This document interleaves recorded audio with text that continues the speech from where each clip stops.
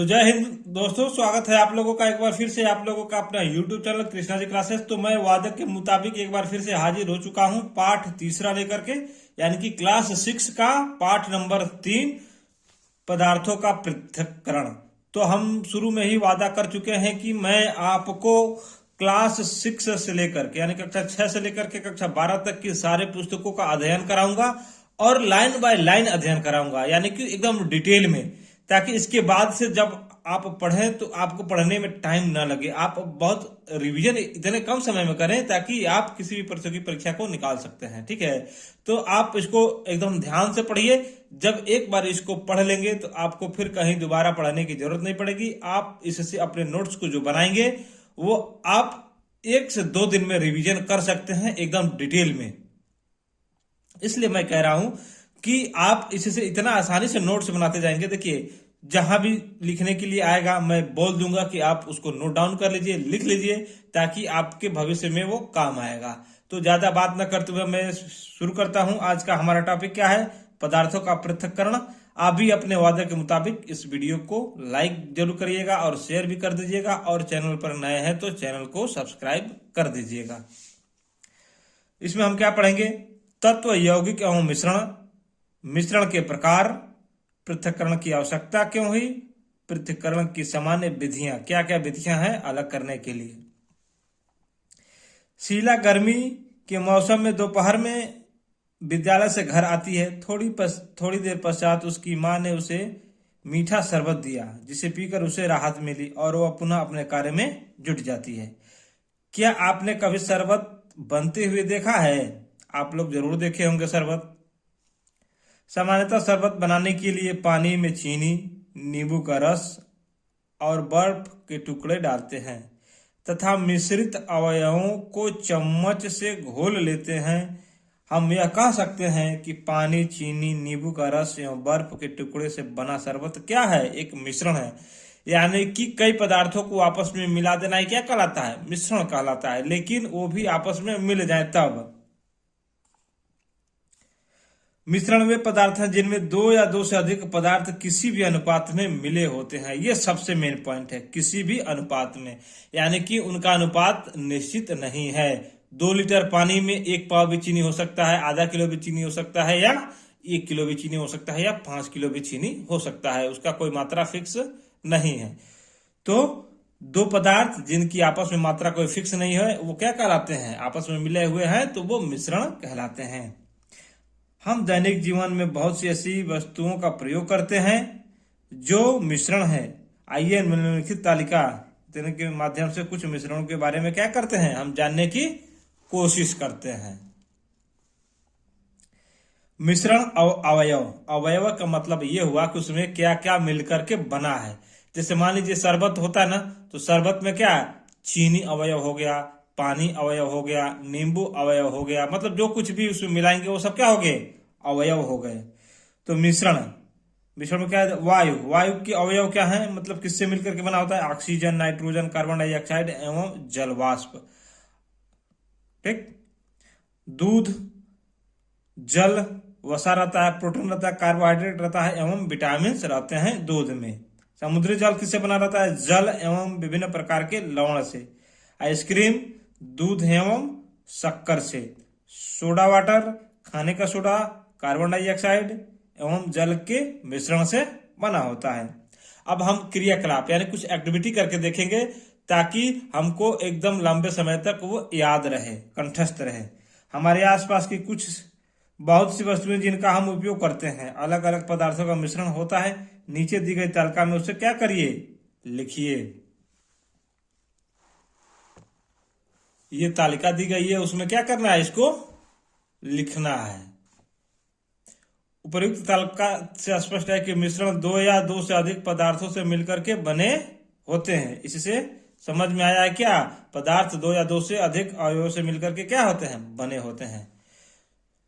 मिश्रण 2 या 2 से अधिक पदार्थों से मिलकर के बने होते हैं। मिश्रण में मिश्रित अवयवों के सभी गुण पाए जाते हैं। जैसे नींबू के शरबत में शक्कर की मिठास तथा नींबू के खट्टापन का स्वाद होता है, यानी कि सबका कुछ ना कुछ भाग रहे, आपका स्वाद मिलता रहेगा। ऐसा नहीं है कि जिसकी मात्रा ज्यादा है वही केवल रहेगा, नहीं, जिसकी मात्रा कम भी है लेकिन उसका भी स्वाद आएगा ही आएगा।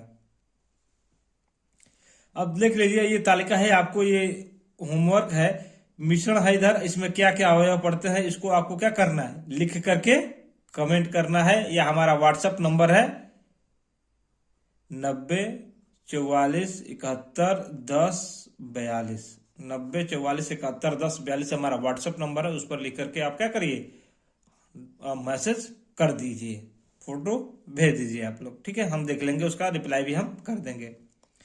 अब देखते हैं हम, अगला है शुद्ध पदार्थ। शुद्ध पदार्थ में केवल एक ही प्रकार का पदार्थ पाया जाता है एवं इनके कण समान होते हैं, जैसे सोना, चांदी, लोहा, तांबा, नमक एवं शक्कर आदि। यहाँ हम देखते हैं कि शक्कर के सभी कण समान होते हैं, इसी प्रकार नमक के सभी कण क्या होते हैं, आपस में समान होते हैं, परंतु नमक एवं शक्कर के कण एक दूसरे से भिन्न होते हैं। शुद्ध पदार्थ की अपनी विशेषता होती है। शुद्ध पदार्थ भी तत्व एवं यौगिक में क्या होते हैं, बटे होते हैं। देखिए, जैसे क्या होता है, शुद्ध का मतलब क्या होता है, एक ही चीज से बनना, और मिलावटी का मतलब होता है दो वस्तुओं को आपस में मिला करके बनता है, वो मिलावटी होता है। और एक ही वस्तु से जो मिलकर के बने, पदार्थ से मिलकर के बने, वो क्या होता है, वो शुद्ध होता है। जैसे सोना में कुछ नहीं होता है, बस केवल सोना होता है, चांदी में केवल सोना चांदी होता है, लोहा में केवल लोहा होता है, तांबा में केवल तांबा होता है। अब शरबत में क्या था, चीनी भी था, नमक भी था, पानी भी था, नींबू भी था, तो शुद्ध था नहीं।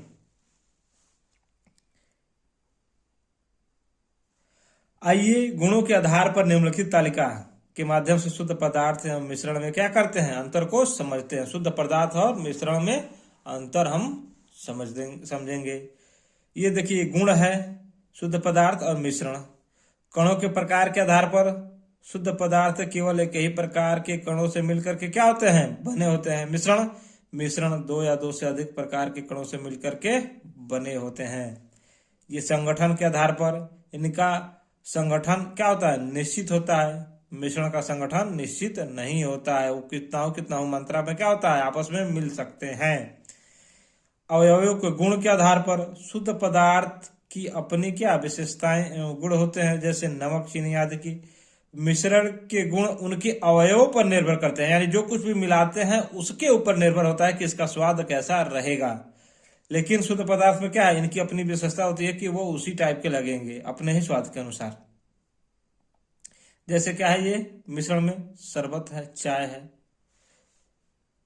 पदार्थ की प्रकृति के आधार पर शुद्ध पदार्थ में उसके अवयव दिखाई नहीं देते हैं, अथवा यह समांग एक जैसा होता है, जैसे नमक, शक्कर, सोना, चांदी।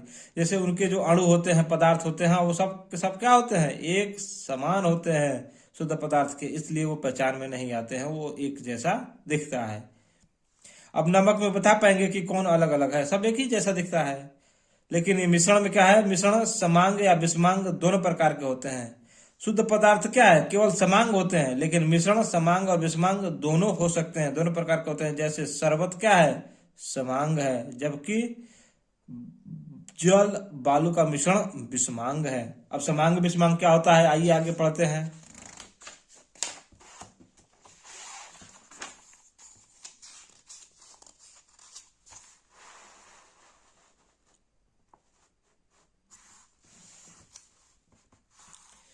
देखिए तत्व एवं यौगिक क्या होते हैं। तत्व किसे कहेंगे और यौगिक किसे कहेंगे, आइए हम लोग देख लेते हैं।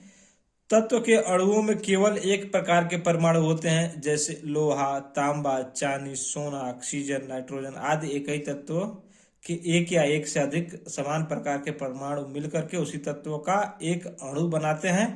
तत्व में उनसे मिलकर बने अणुओं का गुण क्या होता है, भी समान होता है। यानी कि तत्व अणुओं में केवल एक प्रकार के परमाणु होते हैं, यानी कि जितने परमाणु होते हैं उनका नेचर सेम होता है, इसलिए वो क्या होते हैं, तत्व होते हैं।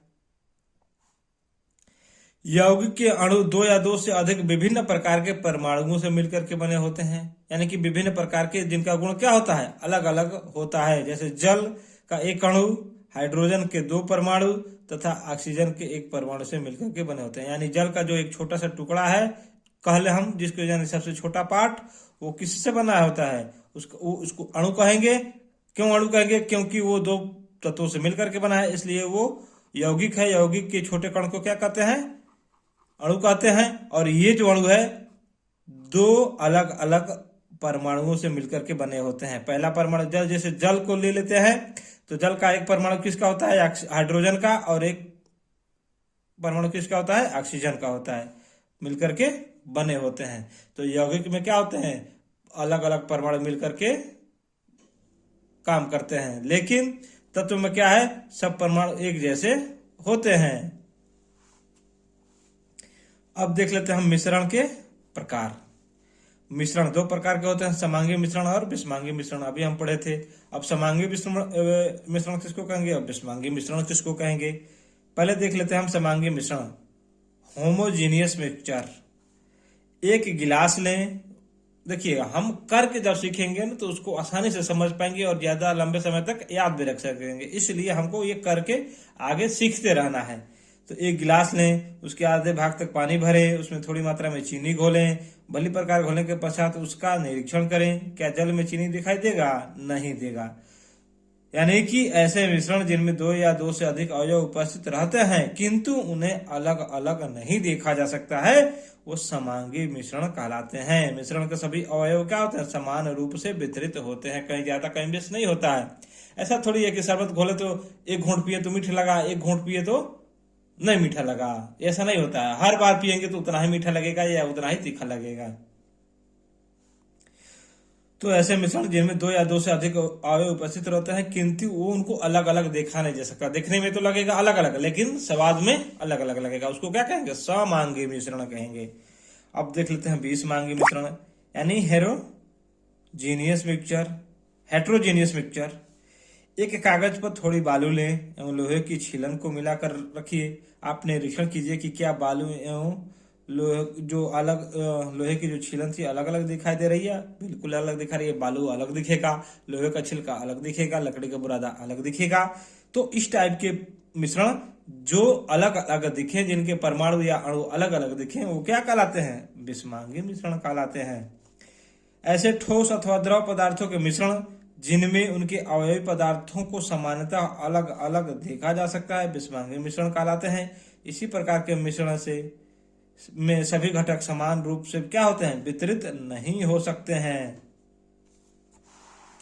अब हम लोग देख लेते हैं मिश्रण के गुण क्या होते हैं। मिश्रण के सामान्य गुण इस प्रकार है। मिश्रण में घटक अवयव किसी भी अनुपात में मिल सकते हैं या मिले होते हैं। मिश्रण में घटकों के अपने अणु विद्यमान रहते हैं। मिश्रण में उनके घटकों को पृथक किया जा सकता है। ठीक है। मिश्रण के विभिन्न अवयवों के पृथक्करण की आवश्यकता क्यों पड़ी?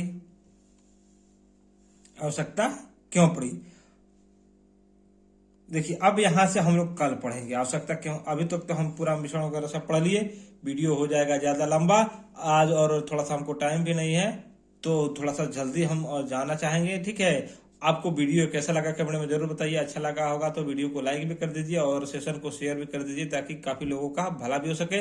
और आप जानते ही होंगे कि इस YouTube चैनल के इतिहास में ये अब तक का सबसे शानदार वीडियो और ये चैनल होने वाला है, क्योंकि इस चैनल पर मैं ये दावा करता हूं, आप लिख करके रख लीजिए और इसका रिकॉर्डिंग करके रख लीजिए, इसको किसी भी तरीके से सुरक्षित रखिए। मैं कभी भी इस चैनल पर पेड कोर्स लेकर के नहीं आऊंगा, मैं आपको यहाँ पूरा पढ़ाऊंगा। आप किसी भी प्रतियोगी परीक्षा की तैयारी कर रहे हैं तो आपको यूपीएससीआरटी की किताब और एनसीईआरटी की किताब आपको पूरा पढ़ने को मिलेगा, आपको और कहीं जाने की जरूरत भी नहीं है। मैं अभी साइंस क्लास 6 का खत्म कर रहा हूं। एक वीडियो में मैं अभी एक सोच रहा हूं लाने के लिए, ये भूगोल का वीडियो भी शुरू करने जा रहा हूं। उसके बाद से विज्ञान और भूगोल दोनों एक साथ पैरेलल चलेंगे। जैसे ही ये दोनों खत्म होंगे फिर अगला सब्जेक्ट हम लोग पढ़ना शुरू कर देंगे। आप कमेंट करके बताइएगा कि इनके बाद में आप कौन सा सब्जेक्ट पढ़ना चाहते हैं। देखिए किसी भी प्रतियोगी परीक्षा की आप परीक्षा की तैयारी कर रहे हैं तो आप जानते होंगे कि सबसे ज्यादा साइंस से सवाल पूछा जाता है, भूगोल से सवाल पूछा जाता है, इतिहास से पूछा जाता है, नागरिक शास्त्र से पूछा जाता है, राजनीति विज्ञान से पूछा जाता है। तो इसलिए सबसे ज्यादा उसमें भी सबसे ज्यादा विज्ञान और भूगोल से प्रश्न पूछे जाते हैं, और आपके दैनिक जीवन से भी विज्ञान संबंधित है और भूगोल संबंधित है, और पढ़ने में भी आपको काफी इंटरेस्ट और मजा आने वाला है। इस वजह से मैं इस सब्जेक्ट को पहले शुरू किया हूं। ठीक है, तो फिर मिलते हैं अगले वीडियो में अगले नए टॉपिक के साथ। तब तक जय हिंद।